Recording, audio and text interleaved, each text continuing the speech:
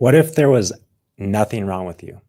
What if the symptoms and the struggle that you have is simply due to a complete misunderstanding and a complete mistrust in your body, in the system, in yourself? Well, today we're going to be talking about disease being caused by fear and healing being caused by trust. And my understanding is that this is the foundational place to start if and when we want to truly take responsibility for our health. For years, I have focused on all of the physical factors that determine health that are very important: the diet and the exercise, the movement and the sleep, the breath work, and all of the things that we should be engaged with. However, it's so much more powerful when we engage with these physical practices from a place grounded in trust in the body.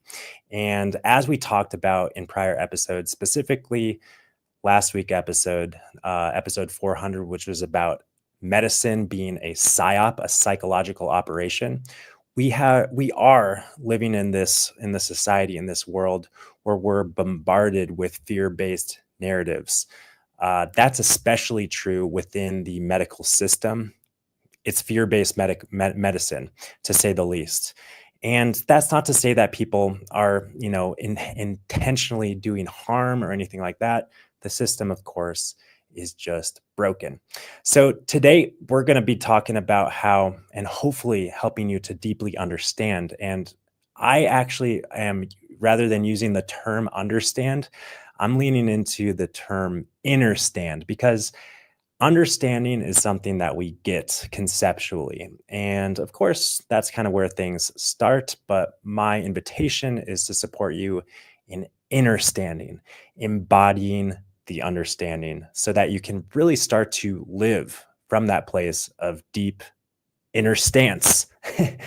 So the main point here that hopefully you will understand by the end of this episode is that you are not broken, your body is not failing, and everything that your body does is in fact an expression of health.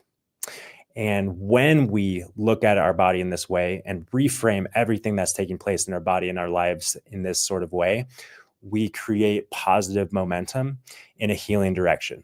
Now, I know this might seem or feel kind of far-fetched or just kind of airy-fairy, and maybe you're not really on board with this whole mind over matter sort of phenomenon. But again, hopefully through understanding this sort of stuff, you can start to open up to the incredible power that you have to create your experience of health and or disease. So before we get started, I want to share the quote of the day. And this quote of the day is from Dr. Bruce Lipton, Biology of Belief. That guy, cool dude. He says, "The moment you change your perception is the moment you rewrite the chemistry of your body." Pretty fascinating to think about that. And I love the idea of kind of balancing the metaphysical with the physical. And I think that this quote does that pretty well. Because, of course, when we're talking about perception and thoughts and beliefs, these are things that we can't really grasp or measure or evaluate or test for or look at. That makes it really hard to understand what's going on. However, there are things that we can see and look at that can reflect the nature of our thoughts, beliefs, and perception. And, I think it's hard to pinpoint exactly what those are, but some neuroscientists and physiologists, much smarter than me, look at the molecules in the body and can talk about the different emotions being reflected with different molecular and, of course, states of the nervous system, right? So when we're talking about all of this sort of ambiguous, etherical, sort of conceptual and concepts, it's helpful to understand or understand again that these metaphysical concepts become physical. And that's the whole nature of this quote that Dr. Bruce Lipton has. All right, so I want to start talking about, your diagnosis, and how your diagnosis need not be your identity. However, so many people living in this world today, maybe you're one of them, subconsciously start identifying with your diagnosis. Now, I talk to people nowadays all the time. I'm actually working with people one on one again. And even the people that I work with, of course, people are reaching out to me who want to understand this sort of stuff and want to leverage their mind over their matter, so to speak, and to use their mindset in a healing sort of way. And even the people that I speak with who have this openness, this open consciousness, open mind, and are intending to increase or up level their perception and their level of consciousness to be aligned with truth. Even these people who are so well intentioned slip into narratives, and I hear it coming straight from their mouth. I have this diagnosis or symptom. I am this diagnosis or symptom. And like that's the first thing that we can do action wise is to start talking about ourselves, to start talking about our symptoms or a condition from that place of detachment. So instead of I have anxiety or I have IBS or I have joint pain, I'm experiencing anxious feelings right now. I'm experiencing a little bit of discomfort in my digestive system. And we'll talk about how these symptoms, in just a little bit, are not in fact problems, but answers, your body mind's answers to so-called problems. The self-healing, self-balancing, self-regenerative nature of the body can be witnessed through feeling and observing symptoms in the body. So this reframe is super important to hold and to have. And I also, a few weeks ago talked about victimhood consciousness and how important it is to be mindful of when we slip into that way of thinking. And whenever we identify with our diagnosis, that's really being, keeping ourselves stuck within this victim consciousness. It's essentially outsourcing our health, not taking full responsibility for our experience. Because if I have anxiety, then I need something outside of myself to manage that rather than I'm feeling anxious, which is a little bit detached. And if I'm feeling anxious, then I am responsible for feeling peaceful also. So it's, when we're not identifying with our diagnosis, that's really kind of the starting point to let go of the symptoms or diagnosis. And I think it's important to bring up that maybe people aren't ready to let go of their symptoms or diagnosis. There's this idea of secondary gains that we might be receiving from the symptom or diagnosis that we're suffering with. And I know this is hard to consider. And sometimes these secondary gains are completely subconscious, but just, for example, if you have chronic fatigue and your chronic fatigue led you to have to quit your job and now you're unemployed and at home. Well, maybe even though it feels so terrible to, not have a job and be unemployed and be at home without any energy, without any motivation, maybe it also feels good. Maybe that work there was just so much internal resistance to doing that work that maintaining that state of chronic fatigue or whatever it might be, there's some positive that you're getting from that. And I know it's hard to reckon with that idea of secondary gains from struggle and suffering from physical diagnoses or symptoms. But I also think it's really super helpful to just come to terms with that possibility and be radically honest and vulnerable. And also in the same time, be radically compassionate with oneself and, forgive yourself for whatever sort of what you have done to buy into those potential secondary gains.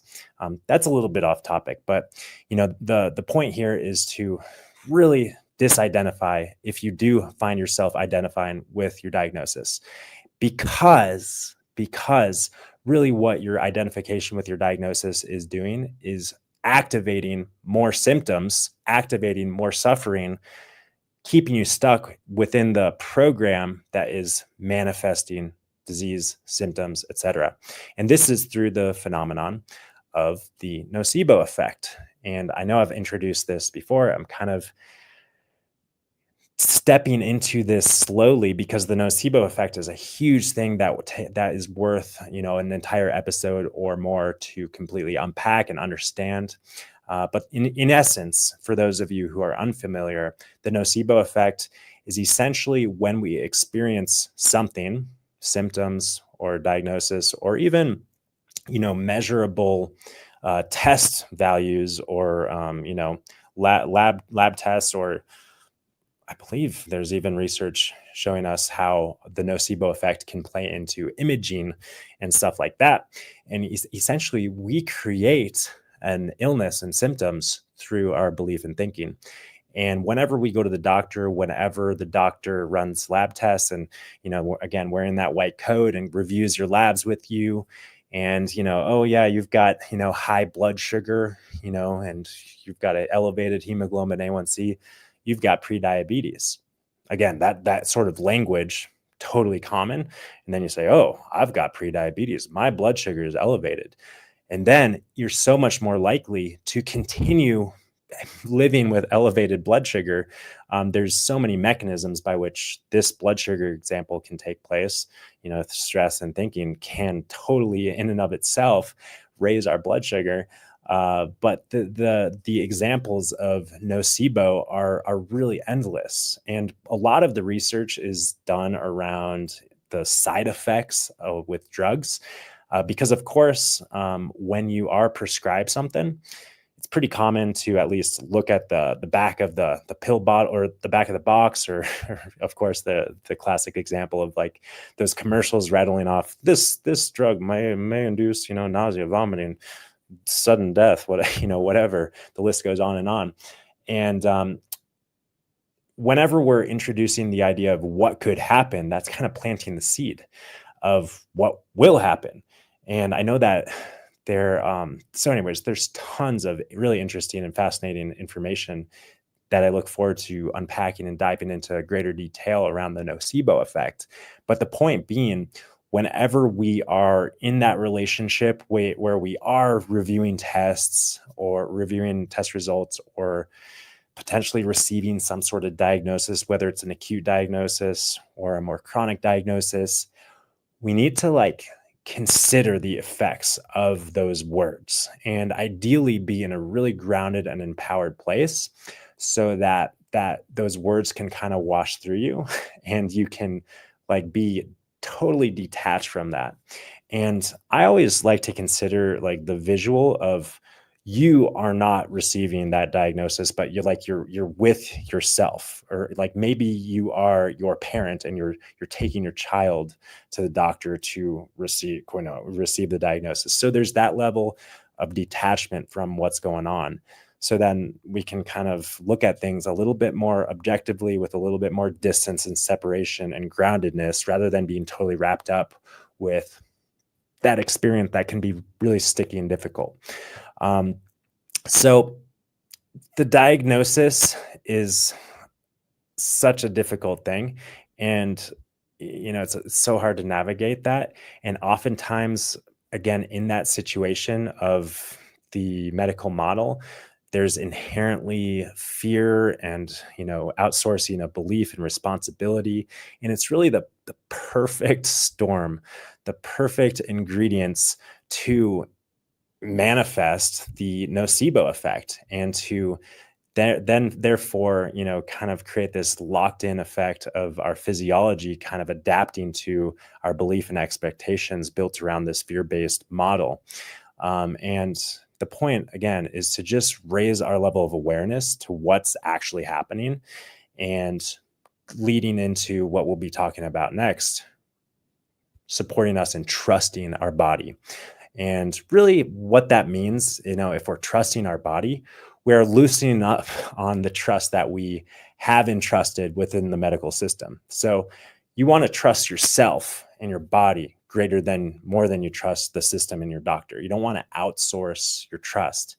And that's, of course, not to say that the doctors, again, are not doing their best, and there's not time and place for that sort of intervention allopathic model. I've already mentioned how it saved my life, and maybe we can go into greater depth into that as well in a future episode. But the point is, yeah, we want to be aware of where we are of who and what we are entrusting. So this leads us to our lesson of the day. I don't know if it's the lesson of the day or lesson of the week. But anyways, today's lesson is to let the energy flow. And this is a little bit off topic, but I think also super relevant to the nature of the conversation. And what I mean by letting the energy flow is letting our emotions flow. And this lesson is brought to you by my daughter, Grace, my almost 2.5-year-old toddler who, like most toddlers, like most little kids, has emotions. And also, like most little kids, lets those emotions flow super easily. And it's been so fascinating to me to see how she can be so upset, so frustrated, so sad. And then like 10, 12 seconds later, like so okay, so in the present moment of peace and equanimity. And it occurred to me that emotional repression is something that we totally learn as we navigate and go through life. We are programmed from our parents, from our society, from culture. We're programmed to repress our emotions, or at least to manage our emotions. And I have to admit, being a dad, I catch myself, when Grace has those big emotions, I catch myself like kind of, being a little bit critical or judgmental of those emotions. And I have to admit, like, really, my intention is to not teach Grace to repress her emotions and allow her to naturally manage and regulate her emotions without repression. That being said, I also think that it's possible. I have learned that it's possible to unlearn emotional repression. And in my experience, and this is still relevant to the let the energy flow lesson of the day. In my experience, as I have learned the nature of, I guess what I call mind, thought, and consciousness, these three principles, when I have learned about myself and experienced about myself, is that mental health, if you will, quote unquote, is not feeling peaceful all the time. Mental health is allowing myself to feel the full extent of my emotions and allow the waves of emotions to flow rather than get stuck and be criticized or judged. And then that just makes the emotions stick more. So mental health I like to think, and I feel that I am kind of evolving in a healthy direction within my the realm of my mental health. But that doesn't mean that I am getting upset less. Actually, it means that when I do get upset, when I am off balance, I rebalance more quickly and effortlessly and naturally. And I think that speaks also to what we're going to be talking about, I guess, coming up next, which is the self-healing, self-regulating nature of the body mind, and how, emotions, again, I don't think I said it yet, but emotions I was taught that emotions are energy in motion, emotion, energy in motion. And our emotions are designed to stay in motion, and we can allow them to do that. And Grace has been a wonderful teacher in my life of like seeing her and witnessing her let the emotions flow is really inspiring. So that leads us to the next little segment, which is talking about the truth of our symptoms, and I do want to talk about symptoms in quote unquote mind and body, because I was just talking about how emotions, we can kind of call emotions symptoms, even though that is sort of pathologizing, but they are expressions of ourself. And just like the emotions are not wrong or bad, they're just expressions of ourself. The symptoms that we have physically in our body, whether it's pain or a headache or a digestive upset or nausea or vomiting, those symptoms are also expressions of the body. They're not wrong or bad. It's actually the wisdom of the body, the self-healing force being activated in our body, bringing our body back to balance. And again, just kind of going back into mind land, so to speak, the expression of symptoms of mind, the feelings that we have, are also the self-equilibrating, self-balancing wisdom that brings us into balance if we are open and allowing that to be the case. Again, I think it's common, and I think we're programmed to repress or to judge or to criticize or to try and fix our emotions, just like we are programmed to suppress or judge or try to criticize or fix our physical symptoms. So the take-home story about our symptoms is that our symptoms are nothing to judge or fix. Our symptoms are, in fact, wisdom moving through the body, bringing our body/mind, body-mind, into its natural balanced state.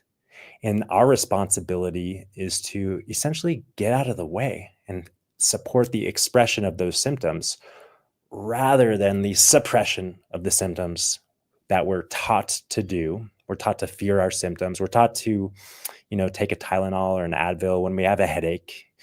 We're taught to, take some Pepto-Bismol when we've got an upset stomach or something like that. There's so many over-the-counter treatments that, it's just like, oh, take this. Got a stuffy nose, take this. Got a itchy skin, take that. But the fact of the matter is that when we start treating ourselves as something to fix, then there's always something to fix. And also, as we'll get into next, but I do want to share some more examples of the truth of our symptoms. When we start to suppress our symptoms or fix our symptoms, that can drive pathology, the pathological process, deeper. But first, some quick examples of the wisdom of our body moving through our body and how, again, my point here and my intention here is to support you in really knowing this and really getting this so that you can understand it to the point where next time you do have a symptom, you can be in a place of total trust, equanimity, and support and nurturing your body and expressing these symptoms rather than seeing your headache or stomach ache or fatigue as something to fix. So just working through some really common symptoms here. Fatigue. Anyone can guess what fatigue might be a message from your body telling you to do? Well, yeah, it's pretty easy to get that one. Fatigue is a message to slow down and rest. And I think, it's no wonder to me that quote unquote chronic fatigue is sort of like an epidemic in our world today, because I think that there's so much pressure to go, go, go, go, go, go, go, go, go, that society collectively is completely imbalanced. And chronic fatigue has become normal because collectively we all need to slow down a lot, and not necessarily like slow down, lay on the couch and sleep, but reharmonize with the natural rhythms of nature. So fatigue, how can you stay balanced?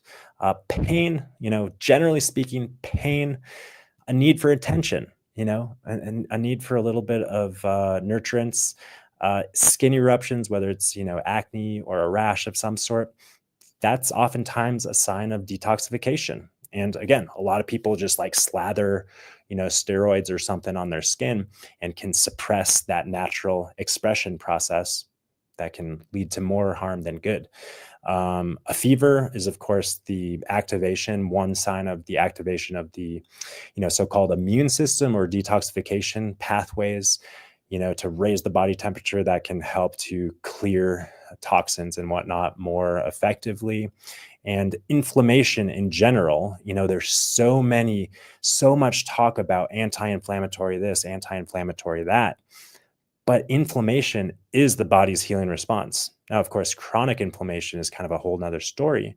That chronic inflammation is because we're continuing to injure ourselves, whether it's, injuring ourselves mechanically or chemically or emotionally. We're injuring ourselves with some sort of stress So rather than just like focus on anti-inflammatories, like how can we, stop injuring ourselves? That's of course in the chronic scenario. Um, so that all being said, your symptoms are messages and expressions of your body, the wisdom of your body, the self-healing potential of your body in action. But that being said, that doesn't mean that you just whenever you have a symptom, you shouldn't be doing anything. You can treat your symptoms from an empowered place, from a place of nurturing and supporting rather than from a place of suppressing. So that leads us to another point about suppression of symptoms blocking the natural healing response.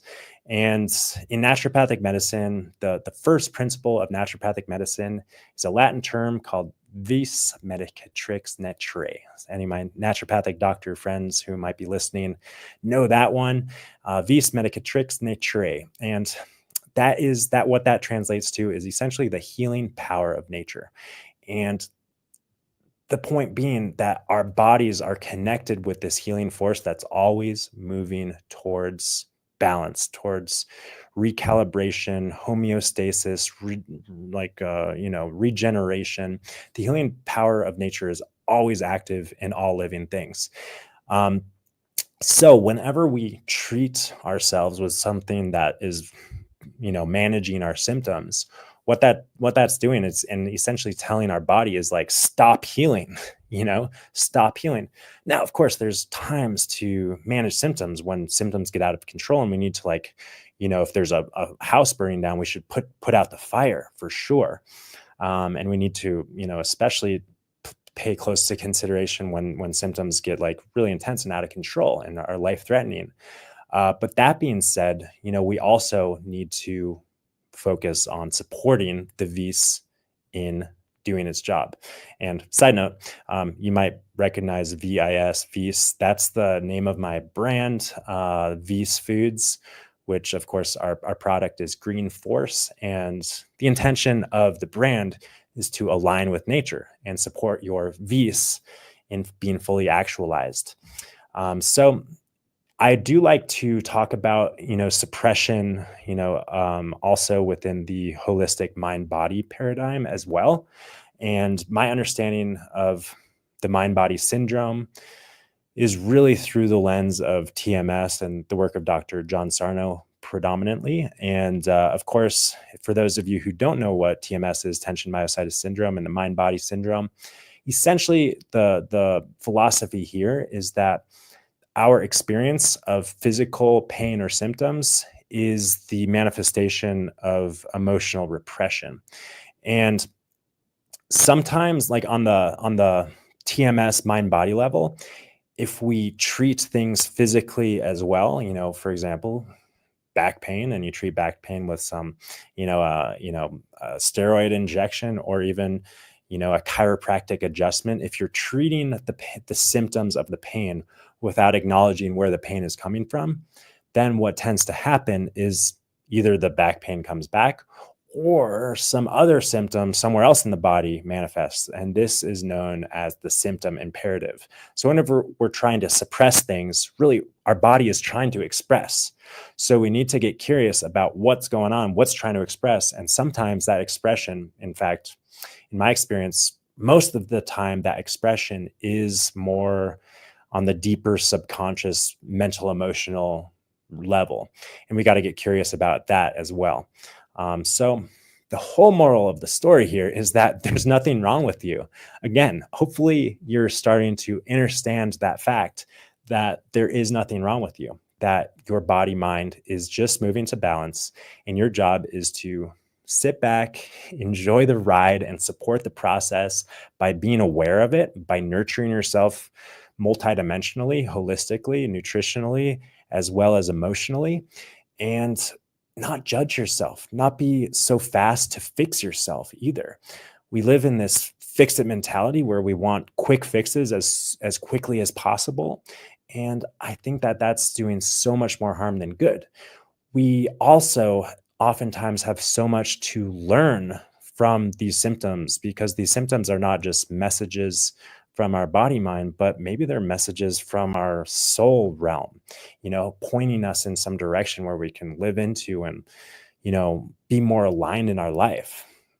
I can speak from firsthand that some of the symptoms that I've suffered with in my life have just been due to being out of alignment. And once I got curious to that, I started to listen to that. And then once I started listening to that, I started to feel better. And not only feeling better, like the symptoms go away, but a complete and total and long lasting energy shift. And I don't mean like positive physical energy. I mean like just energy in general, like the energy shifts. And so you're the only person who knows whether or not you're in alignment or out of alignment. But the fact of the matter is that the symptoms and messages from body, mind are often pointing us to alignment. So, how can we respond in a productive, proactive sort of way? All right, shifting gears and wrapping up with the challenge of the day. This one's a little bit cheesy, but I also think it's a little bit powerful.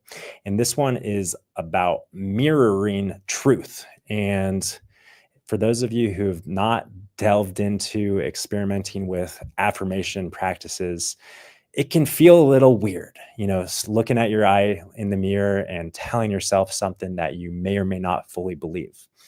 But in my experience, and this one takes me back to Grace as well. Grace is really into affirmations sometimes. She's got this affirmation song, and we stand in the mirror and we do it together, and just it changes my experience witnessing her engaged in affirmation. I feel a new connection with this process. And I think it really just comes down to seeing yourself, being real with yourself, and going to the edge of that comfort zone with yourself. And what I mean by that is our, self-compassion that we have, the self-love that we have. The goal is to have unconditional self-love and compassion, right? Well, if you can't stand in front of the mirror, look yourself in the eye, and tell yourself something that is universally fundamentally true, then there's some room for growth, for broadening, for deepening the self-love and compassion that you have for yourself. So I don't know what that affirmation is for you, but the challenge of the day is to mirror some truth to yourself. One example might be, I am full of vitality. And if you're feeling sick or fatigued or in some dis-ease state, then that might not feel true. But hopefully at this point in the episode, after listening to all this stuff, hopefully you're starting to understand that you are in fact full of vitality, that the vis is strong in you. And hopefully you can lean into that and start believing that because it's true. Of course, there's plenty of other examples of affirmations. I am strong. I am perfect. I am beautiful. What do you think? What is it for you? And yeah, it does feel awkward to share some affirmations in the camera here, but I'm doing it and I believe it. Even though it feels funny, I believe it. And I don't believe it every day, but the point is to deepen in that unconditional self-love, trust, compassion, and live from that place. So that leads us to wrap up today's episode. Just recapping, we want to shift the focus from fear, resistance, fixing, to trust, to surrendering, to accepting, to being present. And it's so much easier said than done, right? And that's why, honestly, that's why I'm stepping into this realm of the mindset shift in a professional sort of way, because I know that I could use some support at times in my journey. And I know that a lot of people out there might benefit from receiving a little bit of support, a little bit of mirroring as well. And also a consistent place to lay down the new pathways, because fundamentally what we're talking about here is shifting belief systems. And physiologically, my understanding of what that means is creating new neural pathways, breaking the old neural pathways and programs that are no longer effective and supportive for your health and for your life, and laying down new pathways. But just like it might be difficult to navigate the back roads home from work, you're so used to just driving the highway home and getting off highway and navigating the back roads. You can feel out of place. And, on the highway, you can just be on autopilot. And oftentimes you are. So it takes a little bit of consistency, a little bit of continuity. So anyways, if this sort of stuff is speaking to you, feel free to reach out. I do have on the website on the homepage now an opportunity to schedule a free 15-minute chat. And I am working with people one-on-one in the context of what I'm calling the Embodied Insight Intensive, which is a 6-week program. So yeah, if this sort of stuff is calling to you, feel free to reach out. But until next time, hope you keep thriving. And if this resonates or has resonated, feel free to share this with a loved one, someone who might benefit from reframing their life, their health. And feel free to also to leave a comment, some feedback. And until next time, keep thriving.